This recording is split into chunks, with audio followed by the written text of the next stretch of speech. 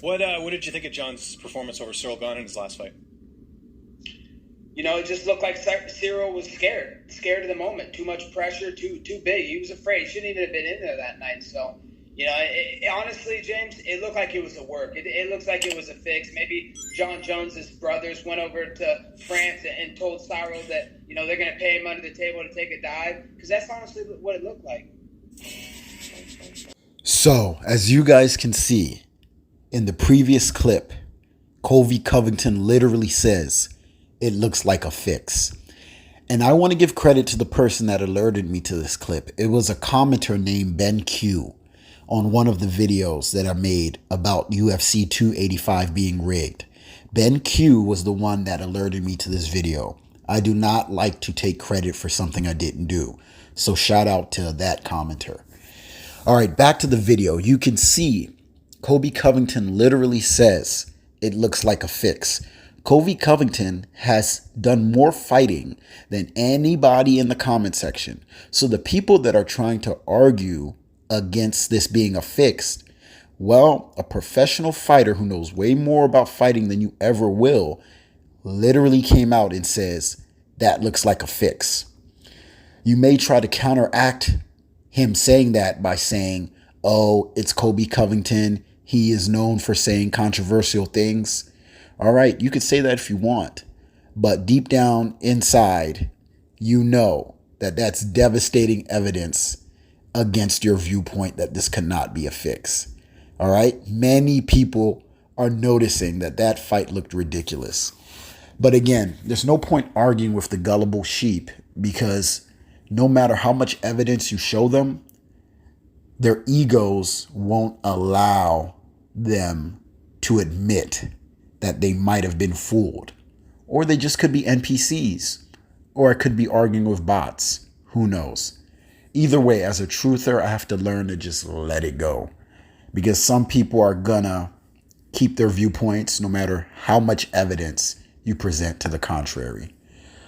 Let me talk about the Matrix, right? This is a really bizarre reality we live in, because it presents different things like this. It presents tons of conspiracies, tons of things that just couldn't happen the way that the mainstream presented it. That's why I believe we live in some type of matrix, some type of simulation, man, because for all these things to be happening and hardly anybody to ever come out and blow the whistle, it's really bizarre. But I think a lot of us are going through a grieving process, because the UFC and fighting was the last thing that young or even older males had to look forward to. And even that's being taken away from us. So not only is the economy fake, politics is fake, and the last thing we had, which was two men getting in a ring and fighting non-lethal combat, the last beautiful thing we had, is being taken away from us. We're being turned into effeminate males throughout society. And this last thing we had is now being shown to be fake. It's sad. It's really sad. I mean, there are some weeks where all I used to look forward to, for the most part, was the fight. And now we can't even do that. So on some level, I can kind of understand the cognitive dissonance that people show, that they don't want to believe that the last piece of entertainment that they had is fake. But it is what it is. Am I saying they fix every fight? No, they don't fix every fight. Most of them are real, but they do fix some of the title fights. And it makes sense. Of course, if you're Dana White, you're going to fix some things. All right, check out this clip of Joe Rogan talking about how fake talk shows are. Check it out. Late night things is so true, because I remember watching them do monologues with no audience, and I was like, who said okay to this? Why are you doing this? There's not a fucking chance in hell that this is funny or gonna work. And when you see those flat, corny, late night monologue jokes with no audience, those are so fucking cringy. And you're dealing with a lot of these people that are not stand-up comics. So they don't even really truly understand how to deliver it right. Like, they don't have the chops. What they're doing is just like reading off of a teleprompter. So a bunch of really good joke writers wrote them some stuff, and then they're playing to the audience, and the audience is like laughing, so they get this feedback, and they know how to do that. When they're just them and the camera, you're in the void now. You're in deep space. There's no one around you, and it's fucking wild to watch. It is wild. Can you unlock, like, how different is that from, like, stand-up? I'm just, like, a casual viewer of, like, the, like, late nights. I mean, I know they say, like, applause, but is that real, like, laughter? And, like, are they, like, saying, like, hey, clap? Oh, there's someone who's doing this. There's someone in front of the crowd. There's a warm-up guy, and generally the warm-up guy's a failed comedian or a middling comedian who's just trying to make it, and they're doing the warm-up thing as like a side gig. And there's people that are good at warm-up, and the problem with being good at warm-up is it's a profitable job, and it'll actually keep you from being good at stand-up. Oh, you're, like, stuck doing that Yes, thing you get forever. stuck. I've had friends that were stuck doing warm-up, and then some of them quit, and some of them didn't, and the ones that didn't are fucked. And because those shows don't even exist anymore. There's only a handful of those shows.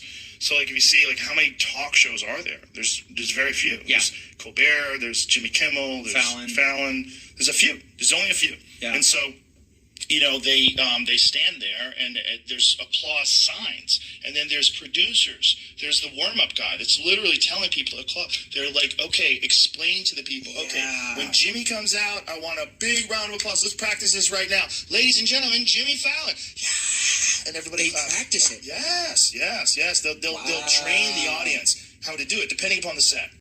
So there you go. You heard it from the horse's mouth. A guy that is actually in Hollywood saying how surprised he was at how fake late night TV shows were. If you know anything about Hollywood, you know how fake it is. I was on a reality TV show once. I had to sign an NDA, and boy, oh boy, I was an extra on there, like a background person. And one day I'll say the story again. It was so fake. Even the building was fake. The thermostat was fake. I mean, everything about the show was fake. The people that you think are real are actually actors, even if they present them as real.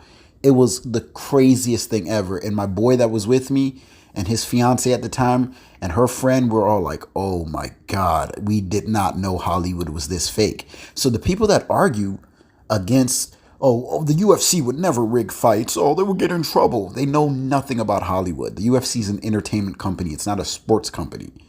Look up the paperwork. Anyway, that's that. Again, I think we live in a matrix. I heard it said once that when you see a celebrity or somebody do the one-eyed symbolism, that's them alerting you that, hey, this reality is fake. It's not them trying to be evil. It's them telling you, hey, reality isn't what you think it is. Okay, guys, have a good day.